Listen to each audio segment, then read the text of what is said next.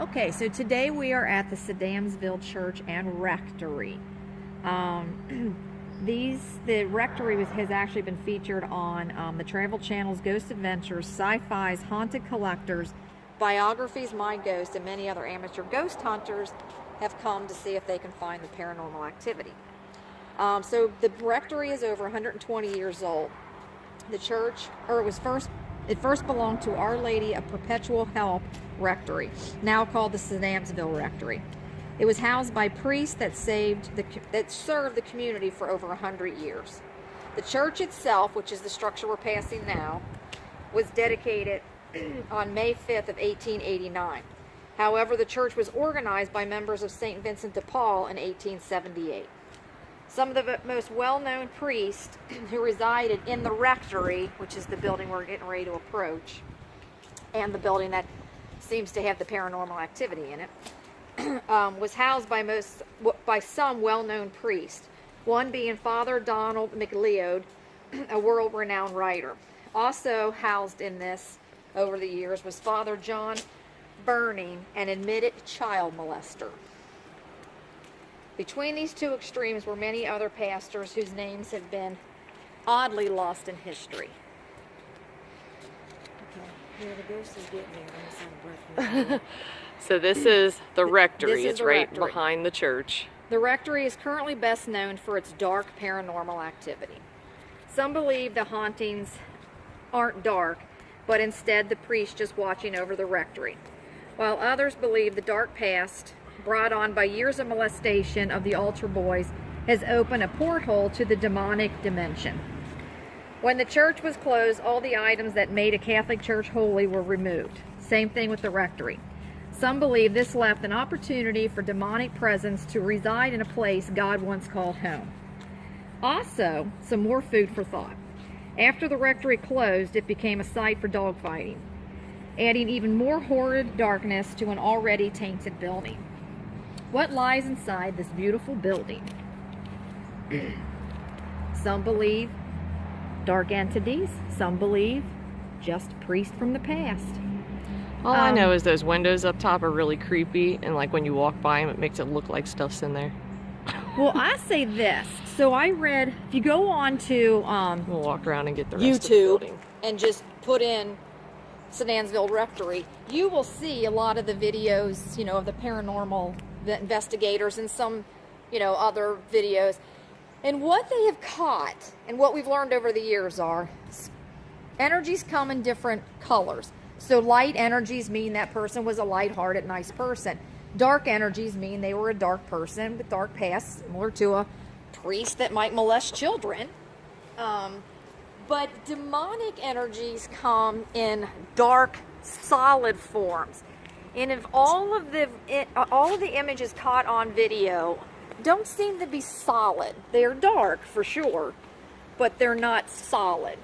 So, in my opinion, I think it's just a dark priest who molested children, because let's face it, he would be dark. I would hope that his energy would be dark. But some believe that there's a demonic creature, and there's some people won't even come near the structure. Right. They feel like when they stand in there, there's a light on inside. They feel like when they stand near it, they feel a presence.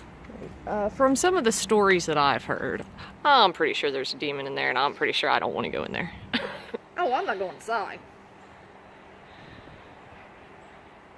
All right. But it goes back to, they're such beautiful structures. It's sad, what they've become. It looks like there's a light on in the upstairs. Is that a white brick wall?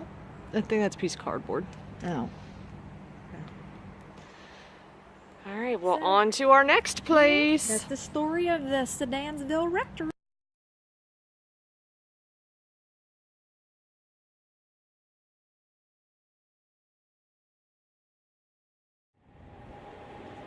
Okay, so we are now in front of Music Hall, Cincinnati's Music Hall. It was built in 1878, and it was built for classical music.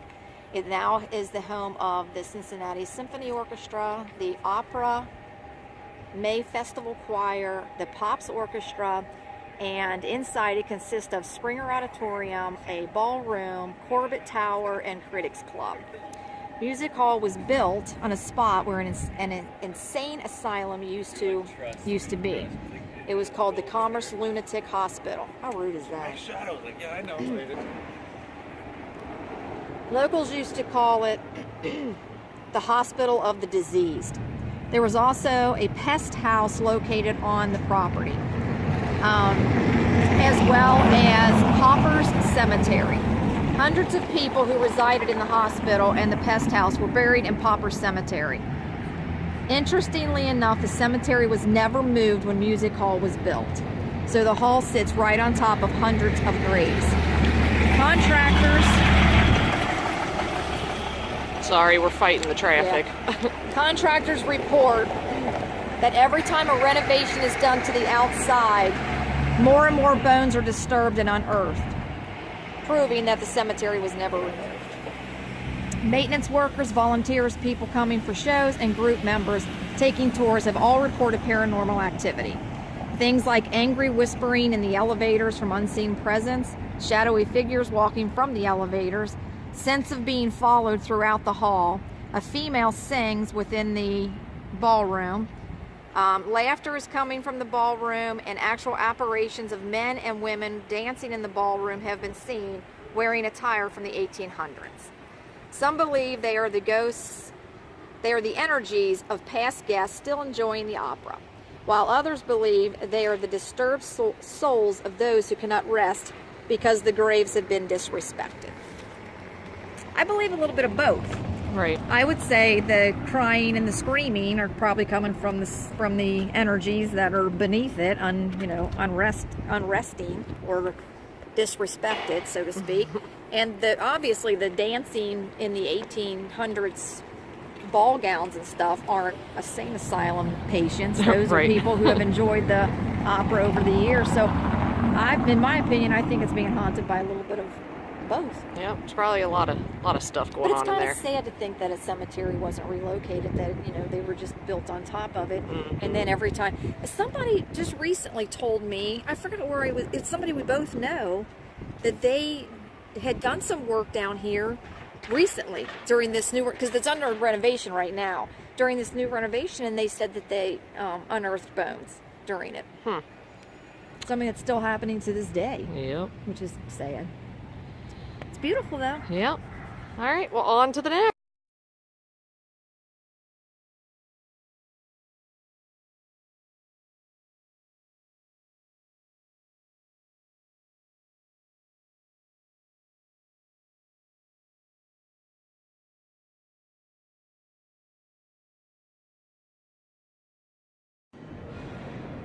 Here's just a quick pan of the inside. It's gorgeous in here. This is the entry hall, obviously under construction right now.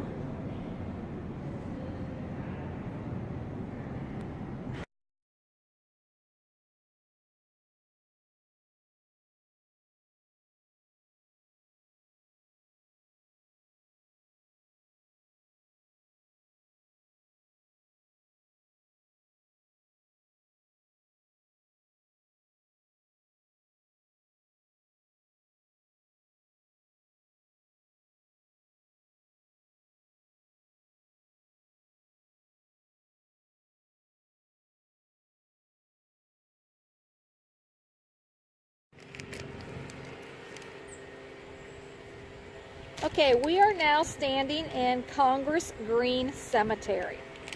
This cemetery was built by John Cleve Sims, originally for the William Henry Harrison family. However, John Cleve Sims was the first person to be buried in the cemetery in 1814. His grave is the one over there with the little gravestone up against it. That one right there. Later, the cemetery was renamed Congress Green Cemetery. John Cleve's son-in-law was President William Henry Harrison. Harrison's tomb is actually across the street from this cemetery. We'll go take some shots of it in a minute. William Henry had a son named John Scott Harrison and was the grandfather to President Benjamin Harrison. John Scott's tomb is this one right here. This one. Okay.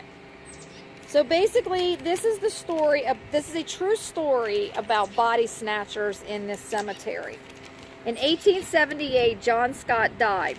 When he was taken to the cemetery, his children noticed that graves had been disturbed, and they were told that the bodies had been taken. Concerned that the same would happen to their father, they buried him in a concrete vault, as you can see. And they also left at that time his grave unmarked, so no one would know where he was. However, this did not prevent his body from being taken. John Jr. relentlessly searched for the body of his father and the body snatchers to no avail. John Jr. ended up going to Cincinnati Medical College. One day, there was a commotion going on inside a dissection class. When John Jr. went inside, he found his father's body on the table ready for dissection. So that's disgusting. Right. Some believe that John Scott Sr.'s body, or John Scott Sr. haunts the cemetery in revenge to his body being stolen, unearthed, and unsettled. They also believe that John Cleve Sims haunts the cemetery as well. People have reported and repeatedly heard voices and seen figures. Also, mist rises around certain graves in the evening. Others have reported seeing men in Civil War uniforms. And the odd thing about these sightings is most to all have been seen during the day. Dun, dun, dun. Dun, dun, dun. So we better watch this video back close. So this little cemetery is actually kind of cool. Mm-hmm. A lot of history. A lot of old history. Okay, well, I think that's the 3 places we have for this video. We'll go across and show William Henry Harrison's tomb. Right. Next week's going to be even more exciting. We're finally doing it.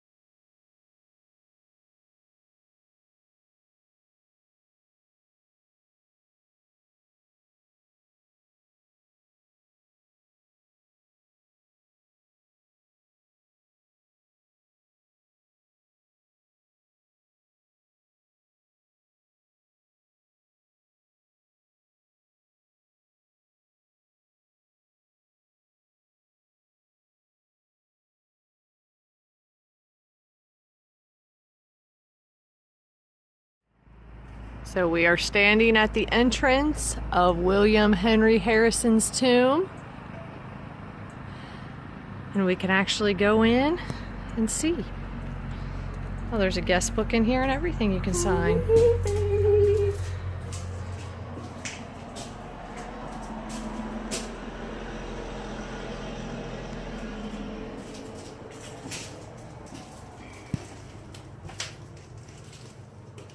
Yeah, I'd say his wife is in here with him.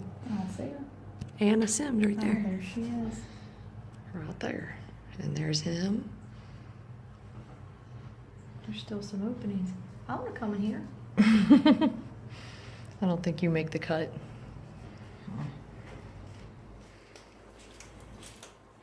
It's pretty neat though.